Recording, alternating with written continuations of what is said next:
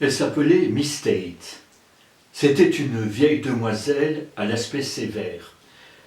Elle habitait seule avec son chat Tomkins dans une grande maison au bout du village. Personne ne l'aimait. Les enfants évitaient de la rencontrer. Elle était particulièrement méchante les soirs d'Halloween ou les jours où il y avait une collecte pour quelque œuvre de charité. Pas question pour elle de donner le moindre shilling. Et pourtant, Miss Tate était la femme la plus riche de l'île. Elle avait sur sa cheminée des petites boîtes de fer blanc dans lesquelles elle enfermait des billets d'une livre rongés par les mites et qu'elle laissait moisir. Les enfants, pour se venger de sa méchanceté, ne cessaient pas de lui faire des farces. Un jour, ils ont mis de la colle sur le bouton de sa porte. Une autre fois, ils ont attaché une casserole à la queue de son chat. Oh, qu'est-ce qu'ils ont pu rire! Miss Tate était furieuse. Elle a même téléphoné au bureau de la police de la ville.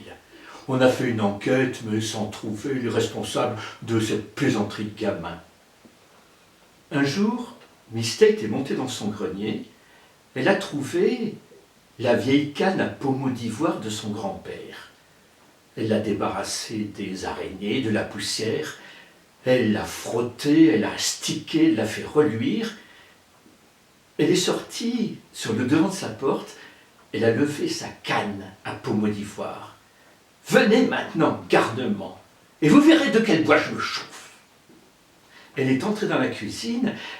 Elle a fait tourner 3 fois sa canne au-dessus de sa tête et il y a eu un sifflement sinistre et son chat Tomkins, qui dormait, effrayé, a fait un bond depuis le sol jusque sur le haut de l'armoire. Avec le mois de décembre sont arrivés les premiers froids. Les mineurs se sont mis en grève et Miss Tate ne se chauffait plus.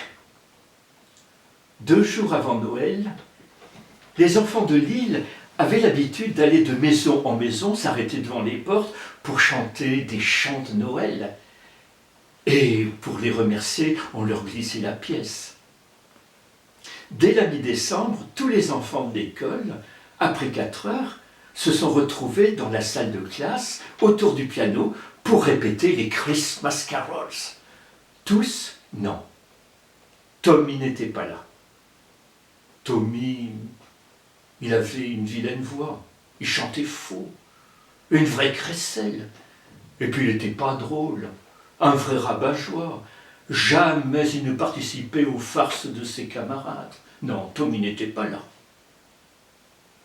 2 jours avant Noël, le soir, la chorale des enfants, bien emmitouflés, dans leurs gants, leurs écharpes, leurs bonnets, leurs bottes bien fourrées, marchait sous la neige qui tombait à gros flocons.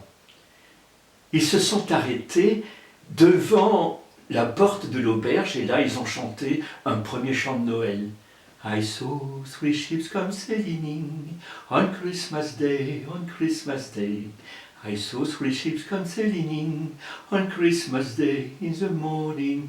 Et puis ils ont enchaîné avec un autre chant, et puis encore avec un autre chant. La porte de l'auberge est ouverte. L'aubergiste a laissé tomber une pièce dans le petit gobelet d'étain que lui tendait une main d'enfant gantée. Et puis ils ont poursuivi la route, ils se sont arrêtés devant la maison de l'instituteur, devant la maison du docteur, et quand ils sont arrivés à la hauteur de la mairie, il y a quelqu'un dans la bande qui a fait remarquer que Tommy n'était pas là. Je l'ai vu, a dit Marie, qui avait la plus belle voix de toute cette chorale. Je l'ai vu cet après-midi, il était sur la plage, il avait un sac et il ramassait du bois. Devant la porte du maire, ils ont chanté. Et puis, leur petit gobelet d'étain était plein de belles pièces. Alors, au moment de se séparer, Willy, le plus déluré de la bande, a lancé comme une plaisanterie hey, « Si on allait chez Miss Tate, oh, pour sûr, chez elle, il ne doit pas y avoir de sapin, ni même de feu, ni même de quoi se réjouir. » Il y a eu un silence un peu effrayé. Tous avaient entendu parler de la canne à pommeau d'ivoire. Mais quand on est nombreux, on se donne du courage. Alors ils ont osé. Alors ils ont marché lentement dans la neige. Ils sont arrivés au bout du village, près de la maison de Miss Tate. Ils se sont approchés. Ils ont regardé par la fenêtre. Et là, ils ont été très étonnés de voir, devant la cheminée, où brûlait un bon feu, Tommy, qui était assis sur un fauteuil. Il avait dans sa main une pomme. Par moments, il se levait pour aller chercher du bois dans un sac, pour le mettre dans le feu, et la flamme s'élevait haute et claire. Ce bois, c'était celui qu'il avait ramassé dans l'après-midi sur la plage. À côté, Miss Tate se balançait dans un rocking chair, le visage aux anges. Et sur une table, dans une grande coupe, il y avait des fruits, des pommes, des oranges, des ananas, des bananes, des noix. Miss Tate, à ce moment-là, a cru entendre un bruit. Elle a tourné la tête et elle a vu au carreau les nez écrasés des enfants et leurs yeux écarquillés. Elle s'est levée, ça a été la débandade.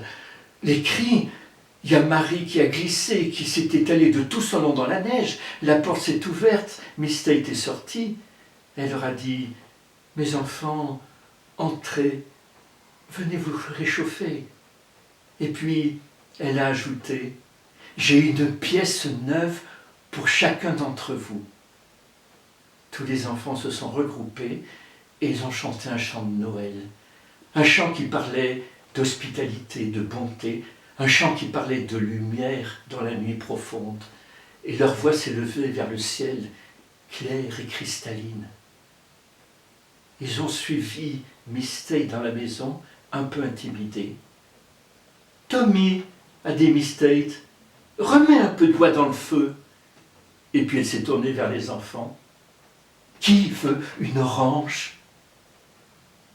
Couché près du feu, il y avait le chat Tompkins qui ronronnait de bonheur.